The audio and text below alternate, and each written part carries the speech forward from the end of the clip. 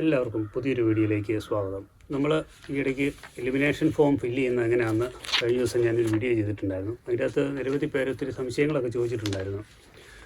അപ്പം അതിനൊക്കെയുള്ളൊരു മറുപടിയായിട്ടാണ് ഇന്നൊരു വീഡിയോ നമ്മൾ ചെയ്യുന്നത്. അതുപോലെ തന്നെ ഈ എലിമിനേഷൻ ഫോമിൽ നിന്ന് ആരൊക്കെ പുറത്താവും എന്നുള്ളൊരു കാര്യം കൂടെ നമ്മൾ നോക്കുന്നുണ്ട്. പുറത്തായി കഴിഞ്ഞാൽ എന്താണ് ചെയ്യേണ്ടത്, അതിന് എന്തൊക്കെയാണ് ഇലക്ഷൻ കമ്മീഷൻ നിർദ്ദേശിക്കുന്ന 12 രേഖകൾ നമ്മൾ ഹാജരാക്കേണ്ടത്, അവയൊക്കെയാണ് നമ്മൾ നോക്കുന്നത്. മെയിനായിട്ട് ഇതിനകത്ത് പുറത്താകാൻ സാധ്യതയുള്ളവർ, ഒന്ന് അഡ്രസ്സിലുള്ള വ്യത്യാസങ്ങൾ, ഒരു സ്ഥലത്ത് നിന്ന് മറ്റൊരു സ്ഥലത്തേക്ക് താമസം മാറിയവർ, അവരുടെ പഴയ 2002 അഡ്രസ്സ് തമ്മിൽ പൊരുത്തക്കേടുകളൊക്കെ ഉണ്ടാകുന്നവർ പുറത്താകാൻ സാധ്യതയുണ്ട്. അതുപോലെ തന്നെ പേരിലുള്ള വ്യത്യാസങ്ങൾ, അതുപോലെ തന്നെ 2 സ്ഥലങ്ങളിൽ വോട്ട് ഉള്ളത്, ഒരേപോലെ പേരുകൾ വരുന്നത്, ഇതൊക്കെ പുറത്താകാൻ സാധ്യത കൂടുതലാണ്. കൂടുതലും നിങ്ങൾ ശ്രദ്ധിക്കേണ്ട കാര്യം, ഈ ഫോം ഫില്ല് ചെയ്യുമ്പോൾ കറക്റ്റായിട്ട് കാര്യങ്ങൾ എഴുതാൻ ശ്രമിക്കുക. വായിക്കാവുന്ന രീതിയിൽ വ്യക്തമായിട്ട് കാര്യങ്ങൾ ബോധ്യപ്പെടുത്തുക. ഇനി നമ്മൾ ഇതിൽ നിന്ന് പുറത്താകുന്നവർ എന്താണ് ചെയ്യേണ്ടതെന്നുള്ളതാണ്. പുറത്തായി കഴിഞ്ഞാൽ ഏതൊക്കെ രേഖകളാണ് ഹാജരാക്കേണ്ടതെന്നുള്ളത്. ഒന്നാമതായിട്ട് നമ്മൾ 1/7/1987 മുമ്പ് ജനിച്ചവരാണെന്നുണ്ടെങ്കിൽ ജനനത്തീയതിയും ജനനസ്ഥലവും വ്യക്തമാക്കുന്ന രേഖ ഹാജരാക്കണം. അതായത് സ്കൂൾ സർട്ടിഫിക്കറ്റുകൾ, അംഗീകൃത വിദ്യാഭ്യാസ രേഖകൾ, ബർത്ത് സർട്ടിഫിക്കറ്റ് മുതലായവയാണവ. പിന്നെ 1/7/1987 2/12/2004 ഇടയിൽ ഇന്ത്യയിൽ ജനിച്ചവർ ജനനത്തീയതിയും ജനനസ്ഥലവും വ്യക്തമാക്കുന്ന ബയോഡേറ്റയ്ക്കൊപ്പം പിതാവിൻ്റെയും മാതാവിൻ്റെയും ജനനത്തീയതിയും ജനനസ്ഥലവും തെളിയിക്കുന്ന രേഖ കൂടി നൽകണം. അത് 1/7/1987 2/12/2004 ഇടയിൽ ഇന്ത്യയിൽ ജനിച്ചവരാണ്. പിന്നെ 2/12/2004 ശേഷം ഇന്ത്യയിൽ ജനിച്ചവരാണെങ്കിൽ ജനനത്തീയതിയും ജനനസ്ഥലവും വ്യക്തമാക്കുന്ന രേഖ, പിതാവിൻ്റെ ജനനത്തീയതിയും ജനനസ്ഥലവും വ്യക്തമാക്കുന്ന രേഖ, മാതാവിൻ്റെ ജനനസ്ഥിതിയും ജനനസ്ഥലവും വ്യക്തമാക്കുന്ന രേഖ, ഇതിലേതെങ്കിലും ഒന്നൊന്നല്ല, ഇതിലെ 3 എണ്ണവും ഹാജരാക്കേണ്ടി വരും. പിന്നെ ഇന്ത്യയിൽ ജനിച്ചവരല്ലെങ്കിൽ നിങ്ങളുടെ ജനനസമയത്ത് അവരുടെ സാധുവായ പാസ്പോർട്ടിൻ്റെയോ വിസയുടെ ഒരു പകർപ്പ് നൽകുക. രക്ഷിതാവ് ഇന്ത്യയിൽ ജനിച്ചതല്ലെങ്കിലാണ് സാധുവായ ഒരു പാസ്പോർട്ടിൻ്റെയോ വിസയുടെയോ കോപ്പി കൊടുക്കുക എന്ന് പറഞ്ഞിരിക്കുന്നത്.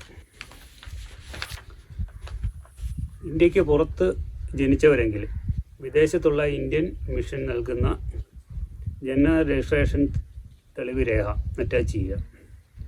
രജിസ്ട്രേഷൻ നാച്ചുറലൈസേഷൻ വഴിയും ഇന്ത്യൻ പൗരത്വം നേടിയിട്ടുണ്ടെങ്കിൽ പൗരത്വ രജിസ്ട്രേഷൻ സർട്ടിഫിക്കറ്റും അറ്റാച്ച് ചെയ്യുക.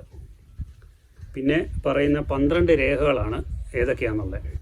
കേന്ദ്ര സംസ്ഥാന പൊതുമേഖലാ സ്ഥാപനങ്ങളിലെ സ്ഥിരം ജീവനക്കാർ, പെൻഷൻകാരൻ നൽകുന്ന ഏതെങ്കിലും തിരിച്ചറിയൽ കാർഡ്, പെൻഷൻ പേയ്മെൻറ്റ് ബോർഡ് നൽകുന്ന ഏതെങ്കിലും ഒരു സർട്ടിഫിക്കറ്റ്, നല്ല രേഖ. 1/7/1987 മുമ്പ് ഇന്ത്യയിൽ സർക്കാർ, ദേശീയ അധികാരികൾ, ബാങ്കുകൾ, പോസ്റ്റ് ഓഫീസുകൾ, LIC, പൊതുമേഖലാ സ്ഥാപനങ്ങൾ എന്നിവ നൽകുന്ന ഏതെങ്കിലും തിരിച്ചറിയൽ കാർഡ്, സർട്ടിഫിക്കറ്റുകളുടെ രേഖ.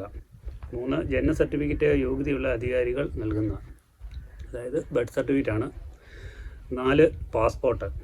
5 അംഗീകൃത ബോർഡുകൾ, സർവകലാശാലകൾ നൽകുന്ന മെട്രിക്കുലേഷൻ വിദ്യാഭ്യാസ സർട്ടിഫിക്കറ്റാണ് 5ാമത് വരുന്നത്.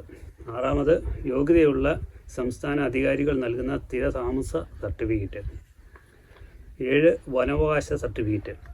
8 OBC, SC, ST അല്ലെങ്കിൽ യോഗ്യതയുള്ള അധികാരികൾ നൽകുന്ന ഏതെങ്കിലും ജാതി സർട്ടിഫിക്കറ്റ്. 9ാമത് വരുന്നത് ദേശീയ പൗരത്വ രജിസ്റ്റർ. അത് നിലവിലുള്ള സംസ്ഥാനങ്ങളിലെയാണ് പറയുന്നത്, അത് 9ാമത് വരുന്നത്.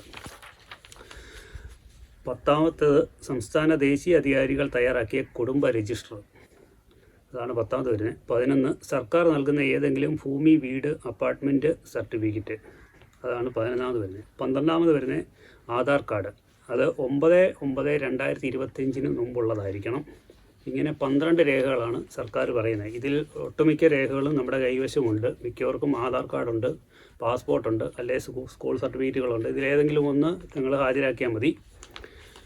അപ്പോൾ ഇത്രയും കാര്യങ്ങളിൽ ഏതെങ്കിലും ഒന്നാണ് നിങ്ങളുടെ ഫോം റിജക്റ്റ് ചെയ്യുകയാണെന്നുണ്ടെങ്കിൽ ERO നിങ്ങളെ നോട്ടീസ് എഴുതി അയക്കും. അപ്പോൾ നിങ്ങൾ ഈ രേഖയായിട്ട് ഹാജരാകേണ്ടതാണ്. പിന്നെ ഈ എന്യൂമറേഷൻ ഫോം ഫില്ല് ചെയ്യുമ്പോൾ മിക്കവരും പല കാര്യങ്ങൾ എന്നോട് സംശയമായിട്ട് ചോദിച്ചിട്ടുണ്ടായിരുന്നു. അതിൻ്റെ അകത്ത് പറഞ്ഞിട്ടുണ്ടായിരുന്നു, മുൻകോളത്തിൽ SIRൽ പേര് നൽകിയിരിക്കുന്ന വോട്ടറുടെ ബന്ധുവിൻ്റെ വിശദാംശങ്ങളിൽ അവിടെ പിതാവും മാതാവും സഹോദരങ്ങളും എല്ലാം മരിച്ചുപോയി, ഭർത്താവിൻ്റെ പേര് എഴുതാമോ എന്നുള്ളത്. മറ്റാരും ജീവിച്ചിരിപ്പില്ലാത്ത സ്ഥിതിക്കും 2002 വോട്ടർ ലിസ്റ്റ് പേരില്ലാത്ത സ്ഥിതിക്കും നിങ്ങൾക്ക് ഭർത്താവിൻ്റെ പേര് അവിടെ നൽകാവുന്നതാണ്. ഇതൊക്കെയാണ് ഇതിനകത്ത് കാര്യങ്ങൾ. ഇനി എന്തെങ്കിലും സംശയം ഉണ്ടെന്നുണ്ടെങ്കിൽ നിങ്ങൾ അറിയിച്ചാൽ മതി. അതുപോലെ തന്നെ ഇതുവരെ തിരിച്ചറിയൽ കാർഡ് നേടിയിട്ടില്ലാത്തവരും അല്ല ഇതുവരെ പ്രായമുള്ളവരൊക്കെ തിരിച്ചറിയൽ കാർഡ് ഇതുവരെ എടുക്കാത്തവരുണ്ട്, വോട്ടർ ID ഇല്ലാത്തവർ, അങ്ങനെയുള്ളവർ എങ്ങനെയാണ് ഫോം നൽകേണ്ടത്, എങ്ങനെയാണ് ഓൺലൈൻ അപ്ലൈ ചെയ്യേണ്ടത്, അല്ല എന്താണ് ചെയ്യേണ്ടതെന്നൊക്കെ നിങ്ങൾക്ക് അറിയാൻ താല്പര്യമുണ്ടെന്നുണ്ടെങ്കിൽ മെസ്സേജ് അയച്ചാൽ മതി. ഞാൻ മറ്റൊരു വീഡിയോ ആയിട്ട് ചെയ്യുന്നതായിരിക്കും. അപ്പോൾ ബൈ.